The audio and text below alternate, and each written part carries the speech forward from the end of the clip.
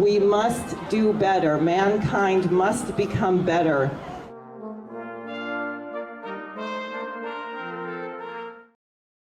Good morning, everybody. It's Diane Sayre, LaRouche independent candidate for U.S. Senate. And today is Friday, January 26th. And I wanted to get on right away because I think some people are really missing the significance of what happened at the International Court of Justice at 1 p.m. their time, 7 a.m. our time. I watched the proceedings, the 1 hour or so proceedings in full.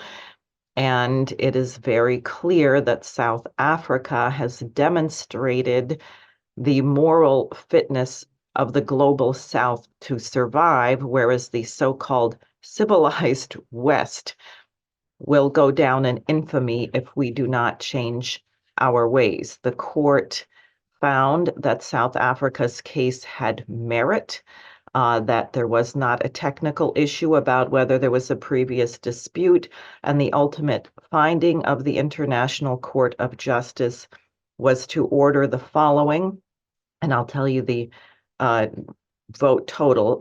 They voted, but not the names. By 15-2, the judges voted that Israel shall take all measures within its power to prevent genocidal acts against Palestinians.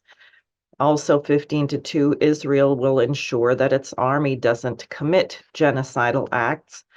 3, 16-1, Israel will prevent and punish public incitement to commit genocide against Palestinians. There's a number of government officials in Israel who fall under that category. 16-1, Israel will ensure the provision of urgent services and humanitarian aid to Gaza. 15-2, Israel will ensure the preservation of evidence related to allegations of genocide. 15-2, Israel will submit a report to the court in 1 month showing its compliance with these orders. Some people are saying this is not enough. They didn't call for a ceasefire. Well, you missed it, because the truth is now there. At the Nuremberg tribunals, the crime was new or should have known. The whole world has been informed that what the Netanyahu regime is perpetrating against the civilian population of Gaza is genocide. And the court referenced that genocide means the intent to annihilate an entire group of people, not killing a handful of them. So if you have dropped 6,000 bombs a week on an area that is very small, and have caused 1.7 million people out of 2.3 million people to become homeless, and 93% of that population is facing death by starvation, and you have leaders who have expressed a willful intent to eliminate everyone, as the defense minister Yoav Gallant has said, then you have a textbook case of genocide. Now, I wrote a statement denouncing the members of Congress who said that Israel's case does not have merit, that it is frivolous and fraudulent and without basis, as our idiotic Secretary of State, Tony Blinken, said. These congressmen now either must remove their names from that letter, or we should defeat all of them in the upcoming election. Let me be very clear. I do not support, condone, in any way find excusable the Hamas attack of October 7th or the taking of hostages.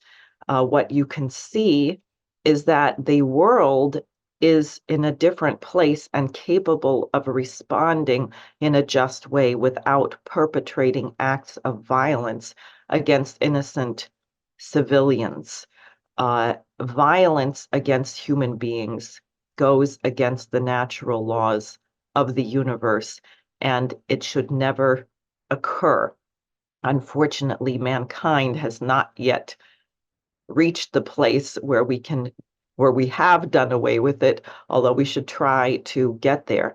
The fact that this was brought before an international court and the court made its ruling is extremely significant. It means a great step forward. The genocide has to stop. There has to be a negotiated solution, which includes recognition of a sovereign Palestinian state. I think a two-state solution is the best at the moment. Maybe something will change. You must have reconstruction of the entire region, and I mean modern cities, nuclear-powered water desalination, modern agriculture, raise the standard of living of everybody in the region. As Yitzhak Rabin said in the Oslo Accords, make the region a powerhouse of economic development, where every single person living there, Jew, Muslim, Christian, atheist, whomever, knows and is secure that their child and grandchildren will have a future which is secure and peaceful, and where they will have the opportunity to develop their talents for the good of mankind. You say that's rosy, you say that will never happen, then you don't understand what happened in the Treaty of Westphalia in 1648, which actually did occur. So today is a great day in the development of mankind. There's much more work to be done, and the United States better wake up and come to its senses and remember who we are supposed to be in the world, which I will tell you is not the enforcer of the hideous colonial policies of the British Empire.